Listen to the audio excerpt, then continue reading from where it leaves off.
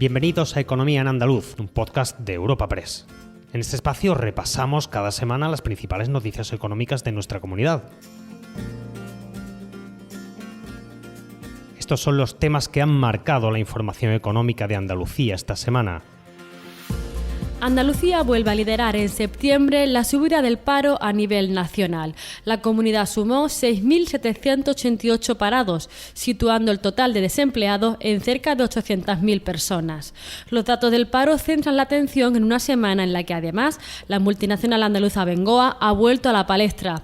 La luz al final del túnel empieza a verse con la búsqueda de inversores. Por su parte, el sector hortofrutícola se promocionaba en Fruit Attraction, la principal feria del sector, y se conocían las previsiones de producción de aceite de oliva, que bajará casi un 50% debido a la situación climatológica.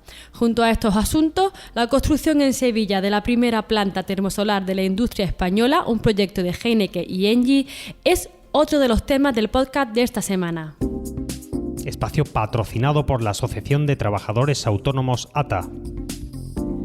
Comenzamos con el paro. Septiembre arroja datos negativos con 6.788 parados más en la comunidad. Es un 0,88% más que el mes anterior y sitúa el total en cerca de 800.000. Por sectores, los servicios impulsan el aumento con 12.271 desempleados más frente a las bajadas del desempleo registradas en agricultura, construcción e industria.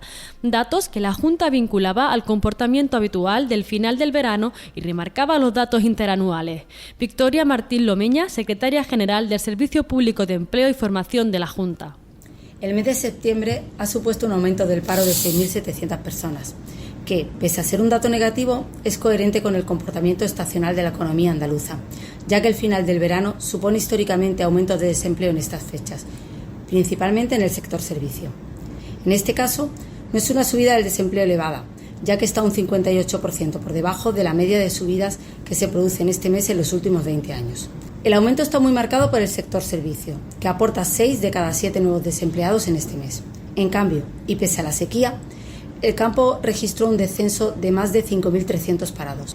Frente a este dato aislado mensual, y muy marcado por el final del verano, los datos de los últimos 12 meses siguen reflejando que Andalucía mantiene cifras de creación de empleo significativas. Mientras, los sindicatos consideraban que estos datos eran prueba suficiente de que hay que cambiar el modelo productivo e insistían en su reclamación a la patronal para que suba los salarios ante la pérdida de poder adquisitivo que está provocando la inflación. Escuchamos al secretario de Relaciones Laborales y Empleo de UGT Andalucía, Juan Carlos Hidalgo, y al secretario de Empleo y Nuevas Realidades Laborales de Comisiones Andalucía, Sergio Santos. Pero estos son ya elementos suficientes como para que la Junta de Andalucía decida un cambio de modelo económico y, por lo tanto, de modelo laboral. Teniendo en cuenta que el paro ha descendido en todos los sectores menos el sector servicios. Y ello porque la economía andaluza está basada principalmente en el turismo y en la hostelería. Se hace más necesario nunca que lleve a cabo la Junta de Andalucía, conjuntamente con el Gobierno Central, un verdadero plan de empleo que ataje dicha situación y que se produzca un cambio de modelo económico. Y por supuesto no podemos entender cómo, con el esfuerzo que ha hecho el conjunto de la sociedad española, con el esfuerzo que han hecho los trabajadores y trabajadoras en nuestro país por mantener la economía, con el esfuerzo que se ha hecho dotando de recursos a las empresas para poder mantener la economía, para poder mantener la actividad en las empresas, para poder sostener a esas empresas en las épocas malas, cuando hemos sufrido la pandemia, en la época de crisis.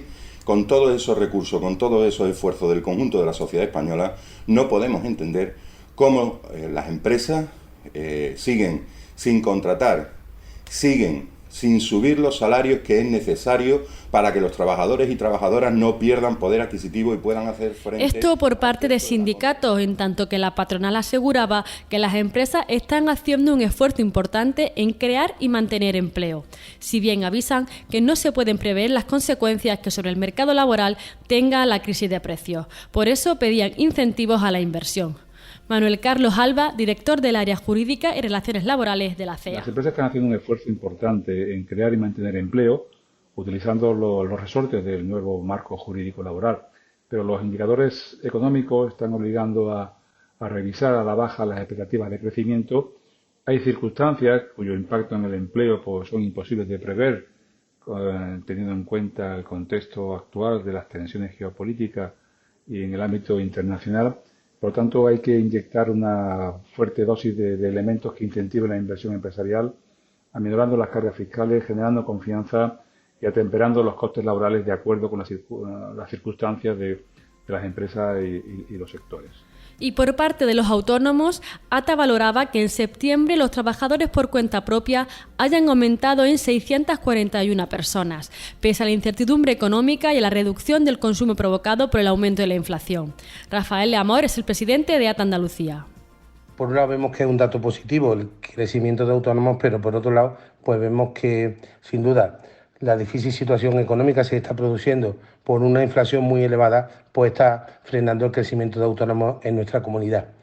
A pesar de que estemos un poco mejor que otras comunidades, vemos que el panorama para el año 2023 y finales de año pues va a ser bastante difícil.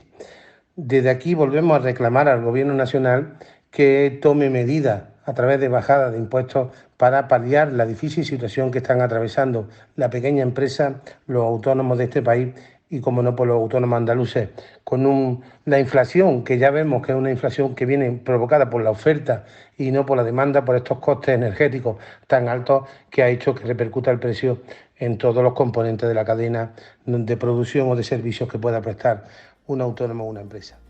Cambiamos de asunto. Esta semana avanzaba uno de los temas que más expectación ha levantado en el mundo empresarial, el futuro de Abengoa. La multinacional sevillana, en una delicada situación desde que en junio la SEPI le negara un rescate de casi 250 millones, ve abierta una puerta a su viabilidad con la oferta de 4 empresas. La situación parece despejarse una vez que se ha acotado qué filiales de las 300 del grupo son viables económicamente, según avanzaba la ministra de Industria, Reyes Maroto, que emplazaba a esperar buenas noticias en la próxima comisión de seguimiento que se espera llegue en pocos días. Lo detallaba Pedro Fernández, delegado del Gobierno en Andalucía. Sin ese trabajo del Ministerio no hubiéramos llegado a la situación actual en la que hay 4 empresas que han mostrado su interés por adquirir la empresa y, por lo tanto, por generar la posibilidad de permanencia y de continuidad de la actividad y, insisto, del empleo, que es tan importante. Este Gobierno, a través del Ministerio, se ha reunido con todos los inversores, ha buscado incluso inversores para facilitar que la operación salga adelante. Tengo que recordar que desde el mes de julio han sido numerosas las reuniones que se han mantenido, siempre capitaneadas por la ministra Reyes Maroto. Por lo tanto, el compromiso con la empresa andaluza, y en este caso concreto con Abengoa, es claro, es expreso e inequívoco. Se ha trabajado de una manera discreta, pero muy intensa, para conseguir llegar a esta situación que nos hace ver la luz al final del túnel y propiciar el que pueda haber una recuperación de esa actividad y, sobre todo, el mantenimiento. En otro orden de cosas, esta semana se está celebrando en Madrid Fruit Attraction, la Feria Internacional del Sector de Frutas y Hortalizas, y Andalucía acude como región invitada con más de 170 empresas. Además, la consejera andaluza ha presentado la herramienta Siembra, una plataforma de comercialización basada en el Big Data de la agricultura inteligente. Carmen Crespo, consejera de Agricultura, Ganadería, Pesca y Desarrollo Rural, en su presentación en Madrid. En estos momentos siempre hemos pensado, el sector, que teníamos que hacer que esa comercialización fuera mayor con la unión de todos. Es verdad que el problema que se plantea es la unión de los FIF, ¿verdad? Donde es más complicado en la comercialización conjunta esa unión para poder comercializar conjuntamente. Y se vio que sí había una posibilidad. Esa posibilidad era de tener un histórico documentado a través de una herramienta Big Data que permitiera conocer la predicción de cómo van a ser las campañas y cómo han sido en el histórico. Ese realmente fue una decisión del sector tirar hacia adelante y en este momento ya está puesto en marcha. Ligado al sector agrario, hemos conocido estos días el aforo del aceite de oliva, las previsiones de cosecha para la próxima campaña. Se esperan 587.000 toneladas, un 49% menos que la anterior campaña y un 47% menos que la media de las últimas 5. La sequía y las altas temperaturas durante la floración han diezmado la producción. La consejera presentó estos datos en Jaén. Nuestra previsión, por tanto, en toda Andalucía es que se obtengan 3 millones de toneladas de aceituna para morturar, un volumen que dará lugar a 587.000 toneladas de aceite de oliva, lo que supone un 49% menos de la producción final de la pasada campaña. En la provincia de Jaén se recogerán 937.000 toneladas de aceitunas para Almazara, que darán lugar a una producción de 200.000 toneladas de aceite. La provincia de Jaén desciende en un 60% de la producción final de la pasada campaña. Jaén 60, Almería un 25,7, Córdoba un 47,3, Sevilla un 43, Málaga un 30,4, Cádiz un 19, Granada un 41,4 y Huelva un 18. Por último, Heineken y Engie están construyendo en Sevilla la primera planta termosolar de la industria española, un proyecto pionero con una inversión de 20 millones de euros que entrará en funcionamiento en el mes de junio. Con esta planta termosolar, Heineken conseguirá que el 75% de la energía consumida en su fábrica en Sevilla sea renovable. En la presentación de este proyecto lo explicaba así la directora de Relaciones Corporativas y Sostenibilidad de Heineken, Carmen Ponce. Es un proyecto absolutamente pionero, lo cual nos llena de orgullo, no por la tecnología que utiliza, es una tecnología muy consolidada en el uso doméstico, sino porque es la primera vez que se utiliza a gran escala para dar cobertura a un proceso productivo industrial, ¿no? En este caso, para el autoconsumo de la fábrica de Sevilla, donde elaboramos y producimos estas maravillosas cervezas. Esta planta se aloja en los terrenos de la fábrica, ocupa una extensión de unas 8 hectáreas, 8 campos de fútbol, más o menos, y tiene 43.000 metros cuadrados de espejos. Recuerda que puedes encontrar estas y otras muchas noticias económicas en la sección Andalucía, en nuestra web europapress.es. Puedes suscribirte a este programa y al resto de podcast de Europa Press a través de Spotify, Apple Podcast, iVoox o Google Podcast.